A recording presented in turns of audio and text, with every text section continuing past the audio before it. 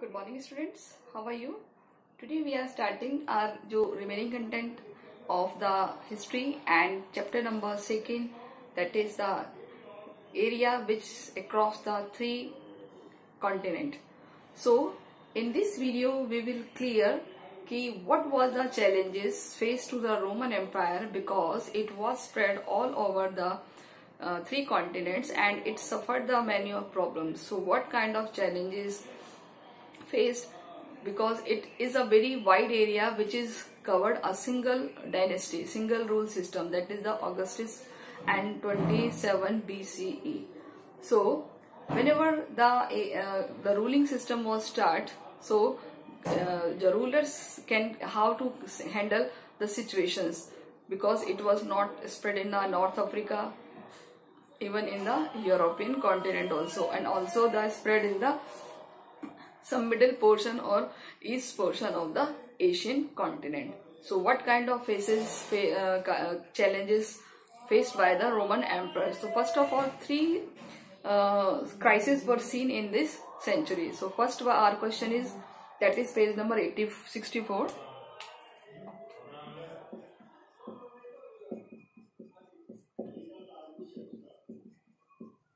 And our content is the chapter 2.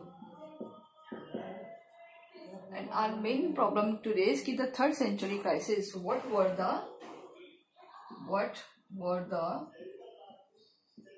3 crises, यानी कि 3rd century के क्या क्या crisis थे?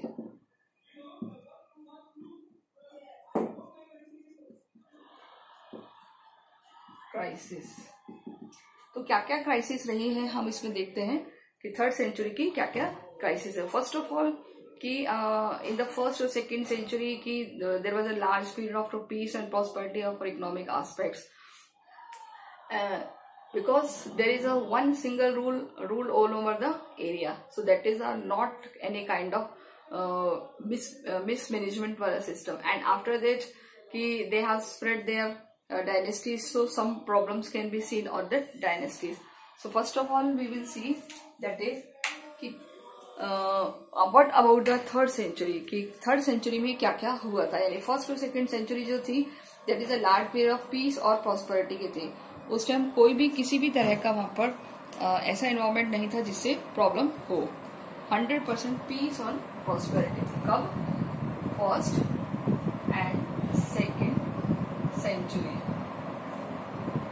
Piece and prosperous environment.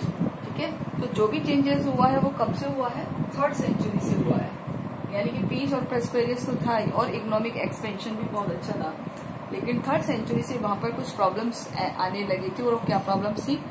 That is कि ईरान अ न्यू एंड, यहाँ से आपको करना होगा आंसर एन, कि Iran a new and more aggressive dynasty. कौन सी डायनेस्टी?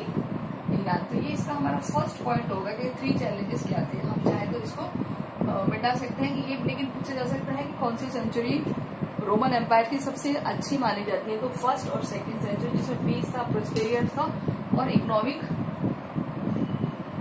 एक्सपेंशन भी था. क्लियर? समृद्धि थी, शांति थी, आर्थिक सिस्टम अच्छा था. लेकिन जैसे ही 3rd सेंचुरी आई तो वहां पर क्या हो गया था? जो ईरान था, ईरान एज न्यू और एग्रेसिव, यानी कि बहुत ज्यादा क्या बोलते हैं, आगे बढ़ने वाली, मोर एग्रेसिव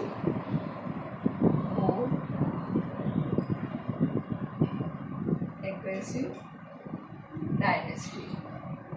ऐसी डायनेस्टी थी जो बहुत ज्यादा एग्रेसिव थी, जो कि एमर्ज हुई है इन 225. एमर्ज इन 225 BCE. यानी कि जैसे ही 3rd सेंचुरी शुरू का मिड पॉइंट था, वहां से ये शुरू हो गई थी. और उन्होंने अपने आप को क्या कहना शुरू किया था? सासेनियंस. यानी ईरानियंस ने अपने आप को क्या कहना शुरू किया था? They called them Sassanians.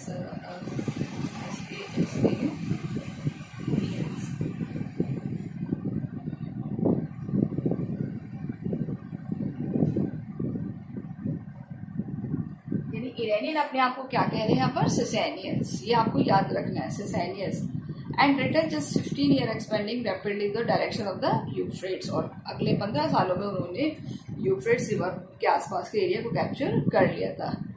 Second हम बात कर रहे हैं कि सेकंड क्राइसिस क्या था, दूसरा इसका जो सबसे बड़ा चैलेंज था वो क्या था, दैट इज कि जर्मन ट्राइब्स, कौन सी ट्राइब्स, जर्मन, कुछ ऐसी जर्मन जातियां थी, ट्राइब्स, और rather the tribal confederacies, mostly the Alamanni, Frank, दो के नाम याद रख लो, Alamanni, that is the Alamanni, ये ट्राइब्स के नाम है, आपको ये याद रखने हैं, Alamanni, and that is Franks और गोथ्स, फ्रैंक्स और गोथ्स। ये जो ट्राइब्स थे इन्होंने क्या करा था, begin to move against the Rhine and the Danube frontiers, इन्होंने क्या करना, बिगिन टू मूव, शुरू कर दिया था एक वहां से निकलना, कहाँ की तरफ, move against the Rhine and Danube, against the Rhine and Danube. क्या आपको पता ही है ये दोनों रिवर्स के नेम है, और उनके अक्रॉस जाना इन्होंने शुरू कर दिया था, राइन एंड द डैन्यूब, फ्रंटियर्स को क्रॉस करना शुरू कर दिया, डैन्यूब फ्रंटियर्स, फ्रंटियर्स मतलब बाउंड्री, उनके बाउंड्री के पार जाने ये लग गए थे। और तीसरी सिचुएशन क्या आ गई थी, the rapid succession of emperors in the 3rd century, rapid succession of emperor,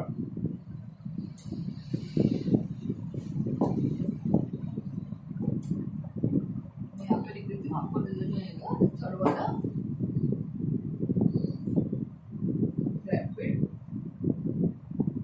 succession of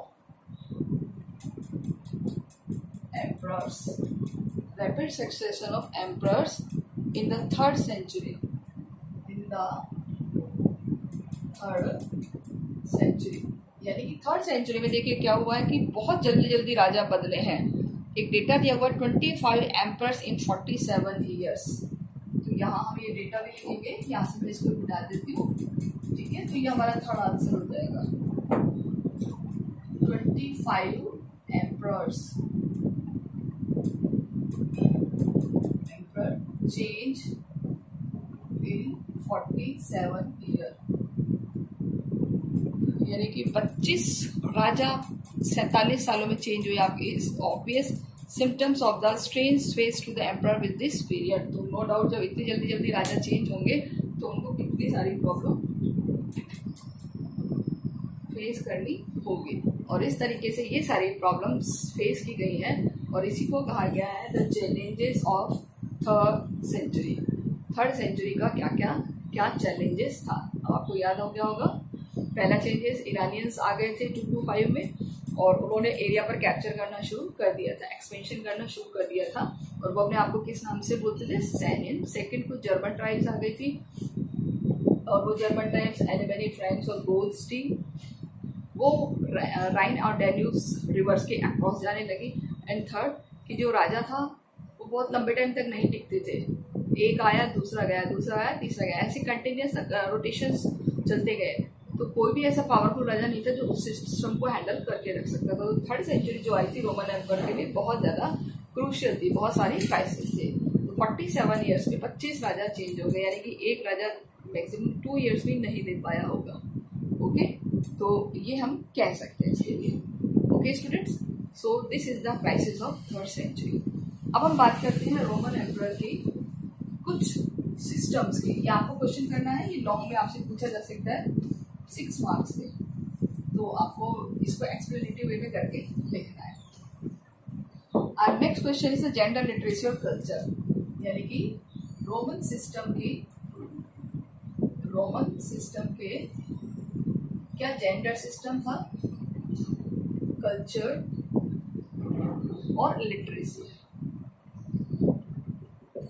ठीक है, तो यहाँ हम इस पॉइंट को क्लियर करेंगे कुछ इस तरीके। तो सबसे पहले हम बात करते हैं कि उनका जो जेंडर का सिस्टम क्या था, महिलाओं के साथ क्या होता था, पुरुषों के साथ क्या होता था। That is known as the gender system. ठीक है, हम इसको इस तरीके से लिखते हैं, gender system in Roman system. कहाँ की हम पढ़ रहे हैं, रोमन की। तो देखिए इसमें साफ लिखा हुआ है कि जो वहाँ रोमन सोसाइटी थी, wide spread prevalence of the nuclear family. Roman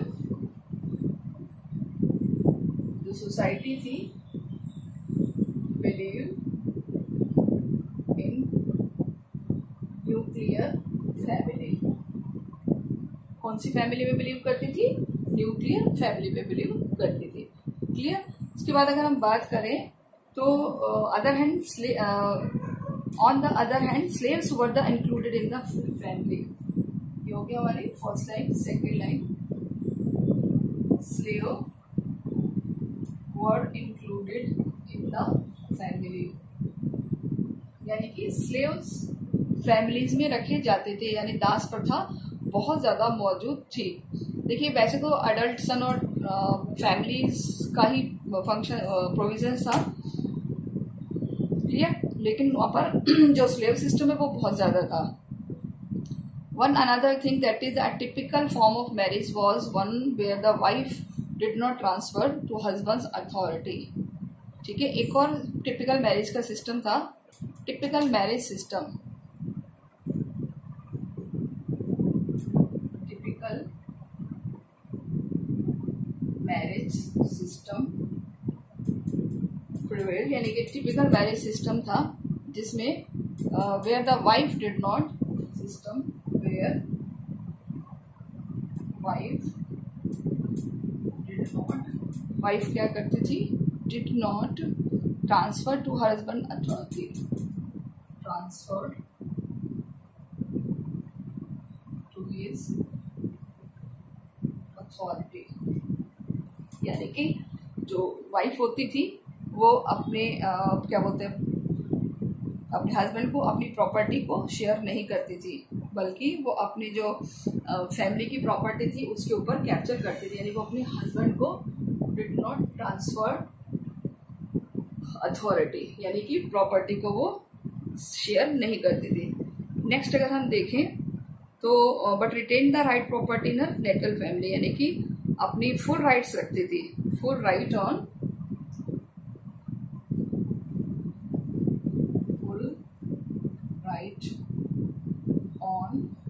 natal family. Natal मतलब जो उसका पीहर पक्ष जिसको कहते हैं, माइका जिसको कहते हैं, नेटल फैमिली।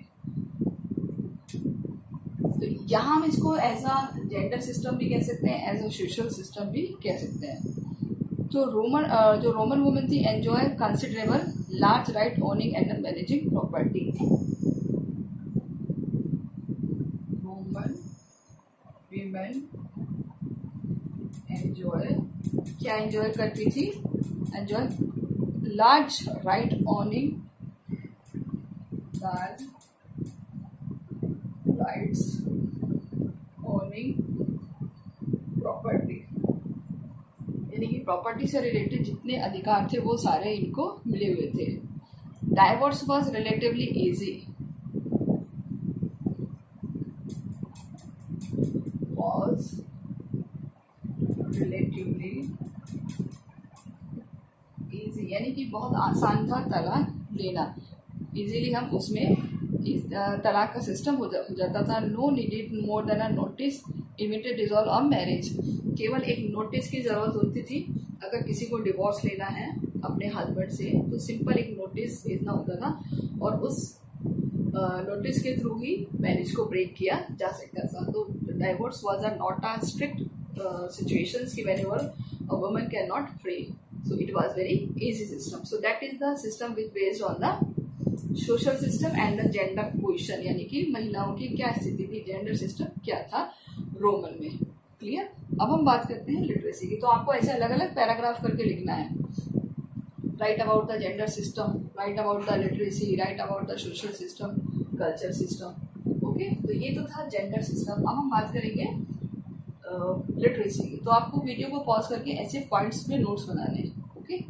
ये हमारे लॉन्ग पोर्शन को कवर अप करेंगे।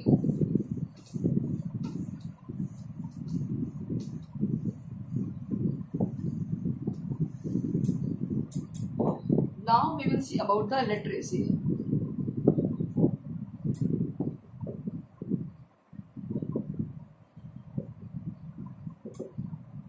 लिटरेसी का क्या सिस्टम था, शिक्षा की क्या व्यवस्था थी। देखिए, what about the literacy, it's attain rate to the casual literacy.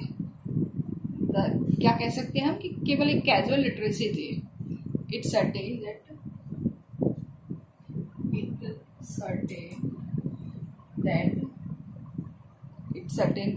rate of casual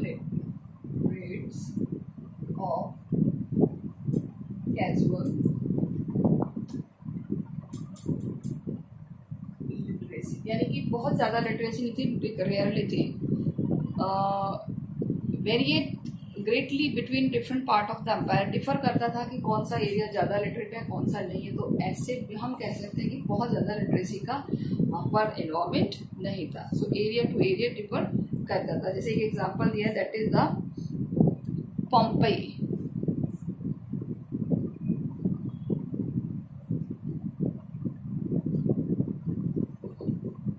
तो ये एक एरिया है Pompey which buried to the volcanic eruption in 79 CE। ये क्या होता है, एक वैल्कोनिक एरप्शन में बरिड हो गया था, बरिड इन वॉल्केनिक एरप्शन। वैल्कोनिक एरप्शन यानी कि उसमें नष्ट हो गया था। एरप्शन इन कौन सी सेंचुरी है, 79 CE, 79 CE। अब यहाँ से देखिए हमें क्या क्या सोर्सेज मिले हैं कि there is strong evidence widespread the casual literacy. तो यहाँ से हमें क्या मिलते हैं, कैजुअल लिटरेसी के एविडेंस हमें मिले हैं। क्लियर। तो ज्यादा हमें नहीं पता चलता, बट बहुत नॉर्मली कैजुअल लिटरेसी के जो पोम्पई है वहां से हमें सोर्सेज मिले हैं। वॉल कैसे मिले हैं, wall on the main streets of Pompey often carried by through the advertisement and the graffitis। Graffiti in the sense कि कुछ डिजाइन्स बने होते हैं दीवार पे, यानी कि वहां पर क्या मिली है हमें, एक वॉल पेंटेड विद एडवर्टाइजमेंट। मैंने शॉर्ट में लिखा है एड, आप बुक में से देख सकते हो। एडवर्टाइजमेंट जैसे दीवारों पे एडवर्टाइजमेंट नहीं होते आजकल, तो जस्ट लाइक कुछ ऐसा ही वहां पर मिला हुआ है। और इसके अलावा क्या मिला है, ग्राफिटी एंड ग्राफिटी का मतलब होता है कुछ चित्र को हम कह सकते हैं, जैसे पिक्चर्स, डिजाइन,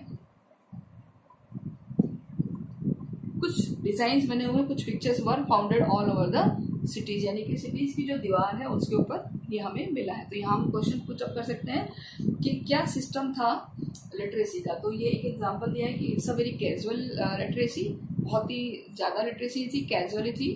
एक एरिया है पोम्पई जो कि एक वॉल्केनिक इरप्शन में बरिड हो गया था, खत्म हो गया था 79 CE में। वहां पर थोड़ी बहुत कैजुअल लिटरेसी देखी जा सकती है, क्योंकि जब उसको एक्सकेवेटेड किया गया, खोदा गया था, पता लगाया था, तो वहां की वॉल पे कुछ एडवर्टाइजमेंट बने हुए थे और कुछ ग्राफिटीज यानी डिजाइन्स बने हुए थे। इसके अलावा इजिप्ट का और एक एग्जांपल दिया हुआ है। इजिप्ट में आपको पता ही है जो पेपायरस था उसके कुछ सोर्सेज मिले। Egypt were the 100 of the papyrus.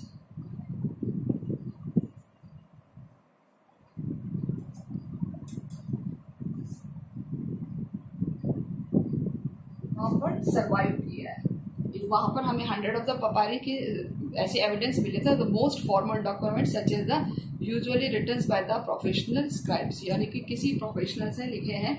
And they often tell us about the XY is unable to read और राइट, यानी कि हम वहाँ के कुछ भी सोर्सेज को पढ़ने में उतने ज़्यादा समर्थ नहीं है। यानी कि जो इजिप्ट है उसमें जो भी पेपायरस बचे हुए थे वो कुछ फॉर्मली हैं जो बहुत एक्सपर्ट्स ने लिखे, और ये एक्सपर्ट्स द्वारा ही लिखे जाते थे। तो ये हमें बताते हैं कि जो नॉर्मल पर्सन है उसको XY भी नहीं आता, यानी कि कुछ भी नहीं आता था। तो ज़्यादा लिटरेसी नहीं थी। कुछ पर्सन्स थे जिसमें लिटरेसी थी, लाइक आर्मीज, और इसके अलावा क्या बोलते हैं, कुछ पर्सन जैसे जो पढ़ लिख सकते थे, army officers, estate managers, soldiers, ये कैटेगरीज पढ़ी होती थी। यानी कि जो लिटरेट कैटेगरी थी होती थी आर्मी ऑफिसर्स और इसके अलावा कौन पढ़े लिखे हैं, एस्टेट मैनेजर्स और सोल्जर्स और एस्टेट मैनेजर्स। यानी कि इजिप्ट का तो हम एग्जांपल लेना है तो पोम्पई का, और एक इजिप्ट का पोम्पई का वॉल्केनिक वाला सीन लिखना है कि लिटरेसी का क्या सीन था। इजिप्ट का था कि वहाँ पर कुछ पेपायरस के हमें एविडेंस मिले हैं जिससे पता लगता है कि केवल जो एक्सपर्ट थे वही एक्सपर्ट कैन रीड और राइट, जो एक्सपर्ट थे वही लिख सकता था और पढ़ सकता था। इसके अलावा जो कॉमन पर्सन था उसको एक्स और वाई भी नहीं आता, मीन्स वो कुछ भी नहीं जानते थे। इसके अलावा कुछ ऐसी लिटरेसी थी कुछ लोगों में जैसे सोल्जर्स, आर्मी और officers. So this is the literacy system. Okay, now we will see about the culture और रिलीजियस। तो आपको 2 पॉइंट बता दिए हैं, एक जेंडर का, ये है लिटरेसी का। थर्ड हम बात करेंगे कल्चर और रिलीजन की।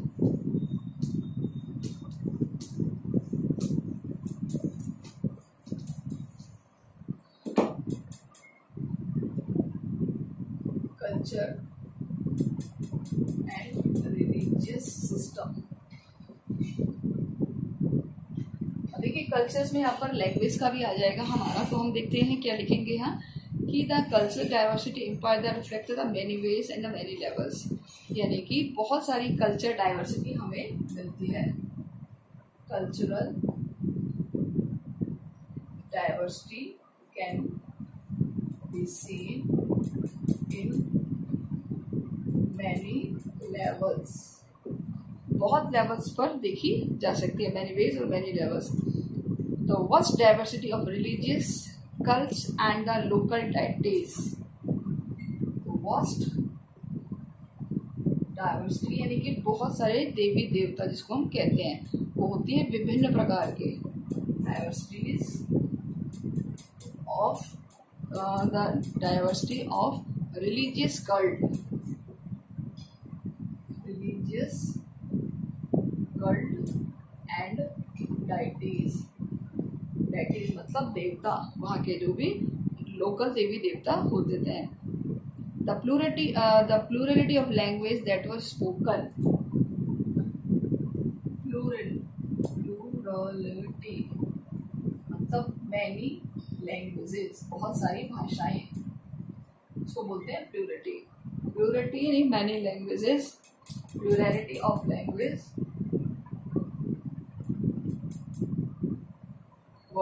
Plurality of the language were spoken.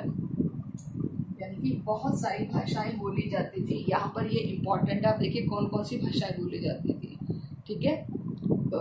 और style of dress and custom, food, people ate, their forms of the special social organization. यानी कि उनकी जो भाषाएं थी, ड्रेस थी, ड्रेसेस मतलब उनके कपड़े, क्लियर, ड्रेसेस एंड कॉस्ट्यूम इसके अलावा फूड दे एट, जो वो खाना खाते थे। And their forms of the social organ and different forms of social organization. यानी वहाँ हमें क्या क्या मिलती है, बहुत सारी भाषाएं, बहुत सारे कपड़े, ड्रेसेस, फूड और बहुत सारी ऑर्गेनाइजेशन देखने को मिलती है। सबसे पहले बात करते हैं वहाँ कौन सी भाषा सबसे ज़्यादा बोले जाते थे, दैट इज द एरामाइक।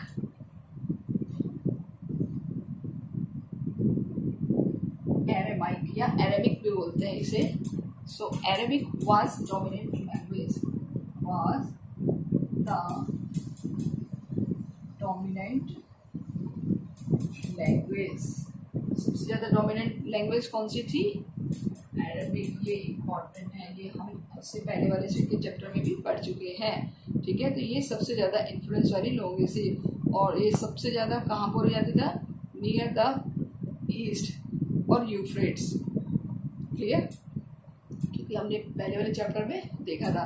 एक और लैंग्वेज है Coptic, was spoken in Egypt. Coptic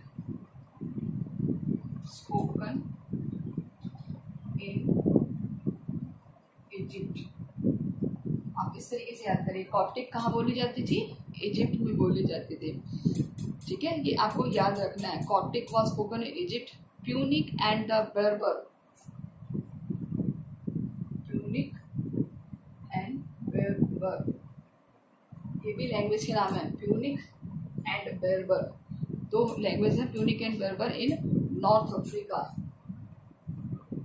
north Africa, ठीक है। प्यूनिक और जो बर्बर है वो कहाँ बोली जाती थी? नॉर्थ अफ्रीका में। Celtic in Spain and the north, Celtic in Spain and the north west. यहाँ लिख देती हूँ कैल्टिक, ये भी एक लैंग्वेज है। ठीक है, तो ये जो कैल्टिक है इन स्पेन और नॉर्थ, इन स्पेन और नॉर्थ वेस्ट में बोली जाती है। अब देखिए, हमने यहाँ 4 टाइप ऑफ लैंग्वेजेस लिए हैं और ये मैच द फॉलोइंग में आपसे पूछी जा सकती है। फर्स्ट ऑफ लैंग्वेज अरेमाइक, जो कि यहाँ की सबसे ज़्यादा डोमिनेंट, सबसे ज़्यादा बोली वाली लैंग्वेज थी, that is the Aramaic. Okay, second is that Coptic, Egypt. Egypt में सबसे ज़्यादा बोलने वाली लैंग्वेज कौन सी थी? कॉप्टिक। प्यूनिक एंड बर्बर कहाँ बोली जाती थी? North Africa. Celtic in Spain और नॉर्थ वेस्ट एरिया। ओके, तो ये सबसे ज़्यादा हम पर बोले जाने वाली लैंग्वेजेस थी। So for example, only begin to the written at least the 5th century, where is the already a Coptic translation of Bible was with the middle and the 3rd century. Okay, so elsewhere the spread of Latin displays a written language, written form of language that were otherwise widespread, that happened notably to Celtic, which is the to be written after the 1st century. यानी कि जैसे जैसे Armenian language में भी लिखना शुरू हुआ और 3rd century के आसपास जो बाइबल है वो कॉप्टिक लैंग्वेज में भी ट्रांसलेट हो चुका था 3rd century में। और कुछ प्लेसेस थे जहाँ लैटिन लैंग्वेज आ गई थी, तो वहाँ इनको पहले से ही डेवलप कर दिया था। केल्टिक लैंग्वेज बंद हो गई थी 1st century से। ओके, 1st century से। नाउ इकोनॉमिक एक्सपेंशन, कि किस तरीके से आर्थिक एक्सपेंशन हुआ है वहाँ पर। तो ये तो था लैंग्वेज और रिलीजियस से रिलेटेड। अब 4th हम लिखेंगे, दैट इज इकोनॉमिक एक्सपेंशन। तो आपको ये पैराग्राफ्स में लिखने हैं questions. Okay, about the Roman empire, Roman empire में क्या क्या सिस्टम थे।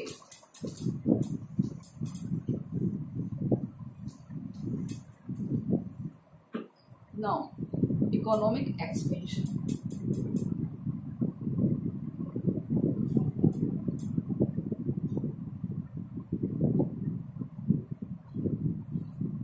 आर्थिक प्रचार किस तरीके से हुआ है वहां पर रोमन में। ठीक है, सबसे पहले अगर हम बात करेंगे तो जो रोमन इकोनॉमिक इंफ्रास्ट्रक्चर है of harbours, mine, queries, back yards, olive factories, यानी कि सबसे ज़्यादा जो एम्पायर है सब्सटेनियल, बहुत अच्छा था। तो इकोनॉमिक इंफ्रास्ट्रक्चर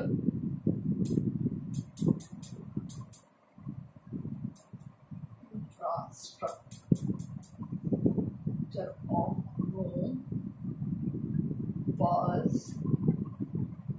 बेस्ड ऑन, देखिए अभी किस किस पर बेस्ड था। सबसे पहले हम बात करेंगे थे हार्बोरस,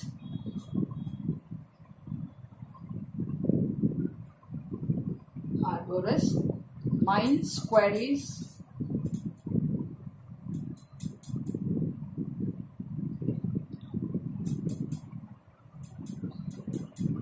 इसके अलावा और क्या क्या काम होता था? Brick yard, olive oil factories, brick yard और ऑलिव ऑयल फैक्ट्रीज, ये सारा बिजनेस का सबसे बड़ा गेम था, वहां पर हमें याद रखना है। सो हार्बर्स इन द सेंस कि जो भी माइंस के एरिया थे, ईंट भट्टे, जैतून का तेल यानी ऑलिव ऑयल जिसको हम कहते हैं, इनकी जो पॉपुलेशन थी सबसे ज़्यादा थी हार्बर्स यानी कि पोर्ट्स, ठीक है। और इसकी वजह से वहाँ का जो इकोनॉमिक सिस्टम था वो बहुत ज़्यादा सॉलिड था, यानी वहाँ की जो इकोनॉमिक कंडीशंस थी वो बहुत ज़्यादा अच्छी थी due to this factors. wheat, wine, olive oil, wheat, wine, olive oil जानते हैं ना आप सब, जैतून का तेल होता है। olive oil, wheat, wine, traded and consumed in a huge quantity, traded in large quantities, यानी कि ज्यादा मात्रा में किस किस का व्यापार होता था, वीट है, वाइन है, और इसके अलावा जो ऑलिव ऑयल है। और ये ज्यादातर स्पेन कहाँ से इंपोर्ट होता था, यानी कि ये जो कहाँ से आता था, दे केम मेनली फ्रॉम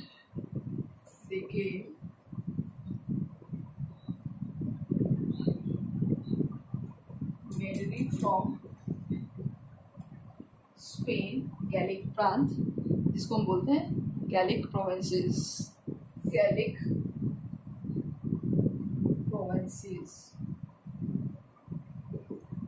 यानी गैलिक का area, North Africa, Egypt,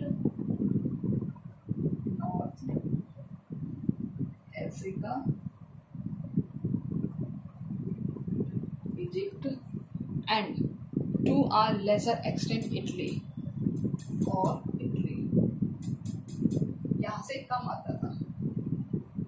laser यानी इटली से बहुत ज्यादा कम आता था, बाकी अदर से ज्यादा आता था। मतलब condition were best for this crop. Liquid like wine and olive oil were transported a containers called amphora. Wine and olive oil, wine और ऑलिव ऑयल जिस कंटेनर में लाया जाता था वर ट्रांसपोर्टेड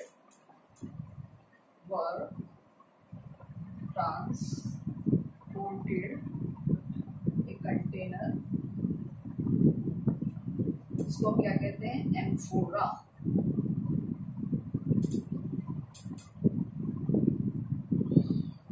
क्या कहते हैं उसे, एम्फोरा, ठीक है।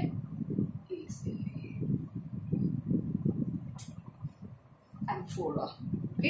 ये याद रखना है कि जो कंटेनर जिसमें लिक्विड आता था जैसे वाइन और ऑलिव ऑयल, उसे क्या कहते हैं, उसे हम एम्फोरा कहते हैं, क्योंकि इसके बहुत सारे फ्रेगमेंटेड मिले हैं। फ्रेगमेंटेड मतलब टुकड़े मिले हैं।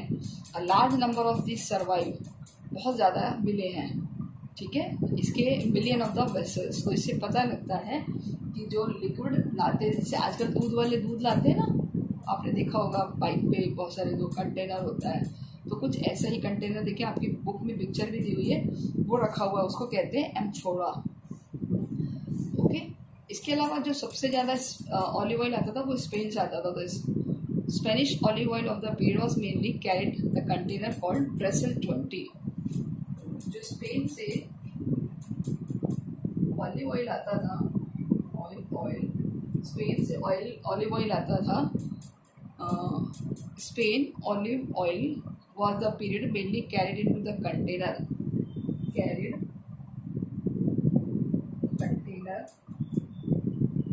उसको क्या कहते हैं, ड्रेसल 20, उसे हम क्या कहते हैं, ड्रेसल 20। ये आपको याद रखना है। और wide spread across the site in the Mediterranean, देखिए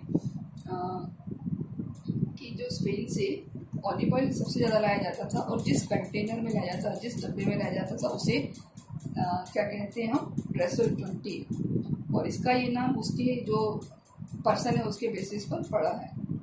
और ये हमें कहाँ से मिले हैं, मेडिटेरियन सी के नियर बाई में हमें इसके बहुत सारे एविडेंसेस मिले हैं। जो मेडिटेरियन सी है वहाँ पर हमें इसके बहुत सारे एविडेंसेस मिले हैं। तो एम्फोरा और ड्रेसल 20 ये याद रखने हैं। लिक्विड जो ट्रांसपोर्ट होता था, एम्फोरा बोला, और स्पेन से जो ऑलिव ऑयल आता था वो है ड्रेसेल 20, और इसके एविडेंस हमें सबसे ज़्यादा कहाँ मिले हैं, मेडिटेरियन सी के नियर बाई एरिया में। मेडिटेरियन सी आपको पता है ना, भूमध्य सागर जिसको हम कहते हैं, उसके नियर बाई एरिया में ये हमें सबसे ज़्यादा मात्रा में मिले हैं। तो इनका जो बिजनेस एरिया था वो बहुत ज़्यादा फ्लरिश था। तो कुछ एरियाज दिए हुए हैं पेज नंबर 67 पे। The empire included many region had the reputation of the expansion fertility, यानी कि यहाँ पर वो एरिया जो बहुत ज़्यादा एक्सपेंशन थे फर्टिलिटी में, वो कौन कौन से एरिया हैं, आपको वो कुछ एरियाज के नाम याद रखने। That is Campania in Italy, Sicily इन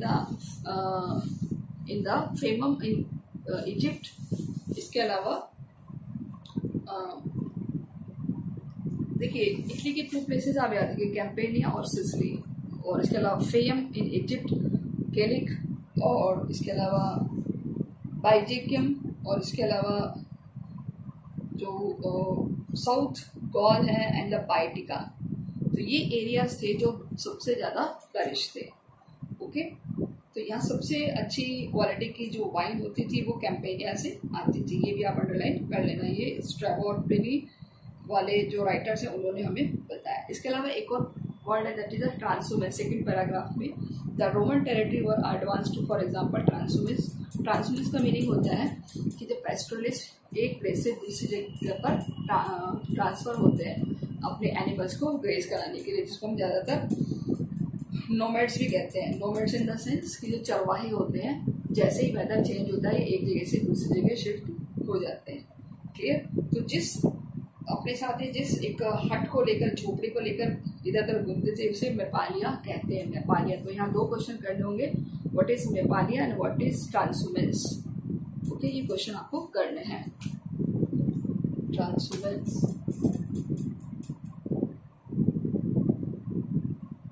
ये आपको करना है क्वेश्चन, एंड उसके अलावा मेपालिया, ये दोनों हैं नोमैडिक से। नोमैडिक होते हैं जो पेस्टोरलिस्ट होते हैं, जो घुमंतु होते हैं, जो एक जगह से दूसरी जगह घूमते रहते हैं। सो आई होप स्टूडेंट्स आप लोग टाइम पे काम कर रहे हैं, एंड टाइम टू टाइम काम करते चलिए, और आपका रिविजन इसी तरीके से अच्छे तरीके से होता जाएगा। So okay students, take care, good bye.